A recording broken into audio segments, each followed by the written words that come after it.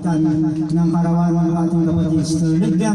Salamat sa araw nito at I pray, Father God, patuloy mo siyang pagpalain ng kanyang minimithi sa buhay kasama ng pamilya nga nandito ngayon at ang wala pa dito, Ama.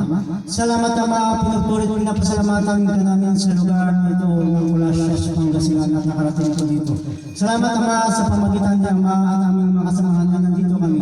Hindi lang mag-celebrate ng karawan ng aming kapatid si Lydia, subalit, Father, we declare to open the floodgates of heaven to pour out your blessing upon them, God.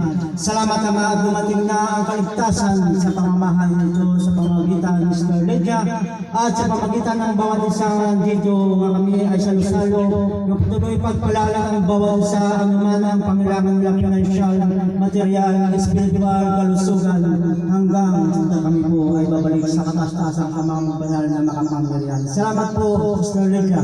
Patuloy ka maglingkod sa ating Ama sa pamamagitan ng Ama dahil siya ang ating katiwala dito sa lupa ating pinatulong. Salamat, Ama, basbasan at nasbasan mo na yan.